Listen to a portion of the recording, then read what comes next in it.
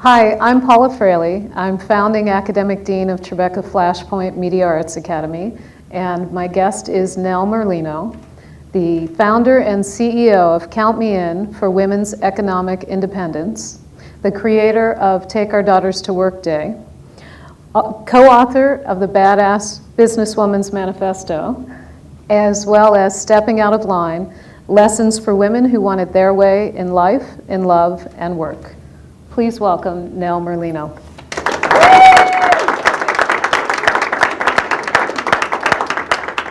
It's so exciting to have you here today. Happy to be here. I particularly love the Badass Businesswoman's Manifesto. It's really near and dear to my heart. The woman I did that with is actually from Chicago. Oh, really? Yeah, Jessica Sword. Yep. Oh, very cool, very cool. So in your book, Stepping Out of Line, you repeat a key message that women are enough already. Yeah. What do you mean by that? Women are judged from the time they're born about, as girls, what we look like, how we behave in ways that are different from how boys and men are judged.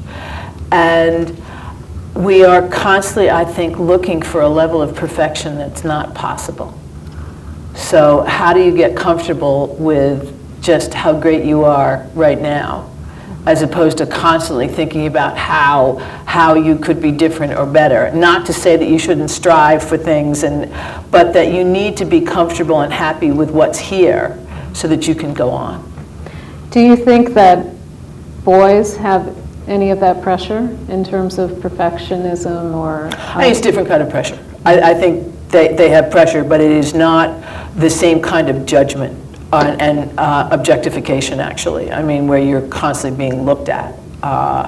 I think it's different. Yeah, interesting.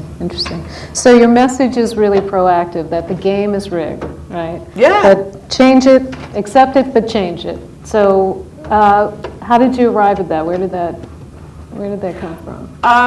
It came from wanting to accomplish things and do things myself, and seeing that I didn't necessarily fit in. So what was I going to do, and how was I going to do it? And so you start to define success on your own terms and create situations where you can do well and be successful. So I created my own company, my own organization. I mean, I've done all of that. I created my first business because I couldn't find a job. I mean, it wasn't anything glamorous other than I needed to work. But beyond that, I then really sort of let it rip and started to do things that I really thought were important, other people thought were important. Take Our Daughters to Work Day was something that helped me build a business, but also helped sort of change a whole cultural sense of the role of women and girls at work. So creating an environment where you can be successful is important, or getting into an environment where you can be successful. And at the time that I did it, it was kind of something that you needed to create yourself. So can I ask you, at what age did you have this sort of, or the beginnings of this realization that you were going to have to define the world for yourself, independent of how the world was going to define it for you? And I ask particularly because it's in the Women in Media event, we talked about this as well, that for me at 48, you can blur that, just kidding. I can say that now, but when I was 20, I didn't have it. And so I'm just, and you so didn't have what? I didn't have that sense of, you know what, the world's going to be mine, I'm going to define it the way I want it. I felt still a kind of pressure, as you talk about, that pressure I felt growing up to adhere to other people's ideas. I would say it was in my late 20s, early 30s. I had been involved in a number of presidential campaigns, and I was an advanced woman in presidential campaigns long before there were a lot of women doing that. And I got really good at it. I could produce a crowd of 50,000 people in like 3 days, and just learned all the stuff sort of behind the scenes, but came to the conclusion that that work would always be about somebody else. It would not be about necessarily issues or opportunities that were important to me. So at that point, I decided to start my own company. And sort of I built it from there, and then saw the challenges for women business owners, and therefore built an organization that would help women business owners. So it escalated in that way, but a real I certainly learned in presidential campaigns the ability to produce 50,000 people in less than two. It makes you feel pretty good. And I thought, gee, if I could do that, I can do other things, and went on to produce a concert in Central Park that attracted 1 million people. I mean, just got the formula and really ran with it. So I think that was, and I also realized, I think this is a very important issue, I realized that I liked being a boss. I think there are questions that one starts to understand as you work for people and with people. What role do you want to play? And my kindergarten teacher told my parents that I was bossy.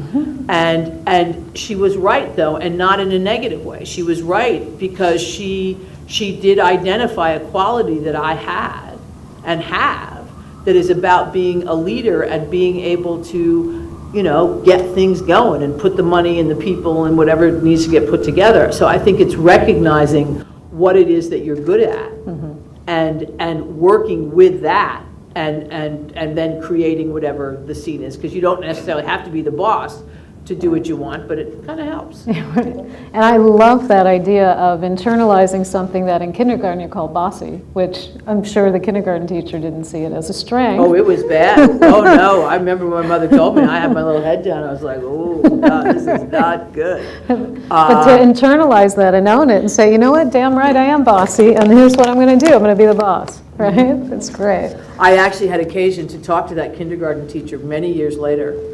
And it was I was doing a political telephone poll, and you're not supposed to identify yourself. But after I saw her name, I heard her voice, I knew it was her, I started laughing, and I finally said, and I told her, I said, I said, you said that I was bossy, and I want you to know that I'm now a boss. And she cracked up, I love it. Yes. I love it. All right, so you're obviously very confident. One of the things that, again, we like our female students to know about is not only that confidence and knowing what we're good at, but having those same confident people talk about things that they might not be so good at, or things that you may struggle with. So first off, tell me what you're good at. I am a good public speaker. I am very good at raising money. I'm a great strategist. I am pretty good at recognizing talent in other people, those kinds of things. So what do you think you're not so good at? I am not very good at things that require a lot of detail work. No one in my office gives me a piece of paper, because if they do, it's gone, it's lost, it's over. I am good at reading a P&L. I would not say I'm the best person to come up with the financial side of a business model. I will start to talk about a business model and make sure I have financial experts there. So I wouldn't say that is a strength of mine. I know where all the money is, but how to sort of be creative with it is not one of my great strengths. So I always look to have very good creative people on that side of me. I'm not good at managing people either. I'm a great leader. I am not a good manager of people. I always have someone who does that better than I do. That's a great distinction, because I think people marry those two things. Yes. And I think you're exactly right, that the leader is the visionary. The leader is the one out in front saying, this is the way we're going to go, but the manager is the one sort of sweeping everybody together, convincing them that the leader's ideas are worth following, yes, and getting that commitment. Yes, I have always needed someone who focuses on that, because that is, it's not the first thing I think of. I still make the mistake of thinking everybody works like I do, and I know that they don't. And the older I get, the more I understand that. But I needed people always along the way to say, you really got to explain this about 5 times, because you may understand it, but you thought of it, and we don't know where it came from, so let's go over it again. So I really am an instigator. I don't think I run an organization on the not-for-profit side that's all about helping people grow businesses. So there's lots of variety, lots of, and once I get them going, I want somebody else to deal with them.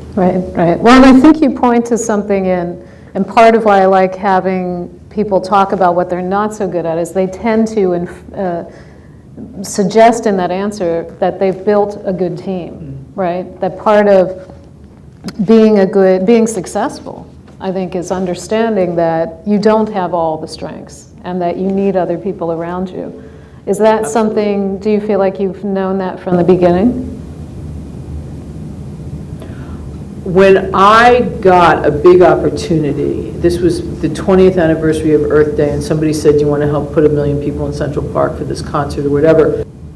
The first thing I thought of was, who am I going to get to help me?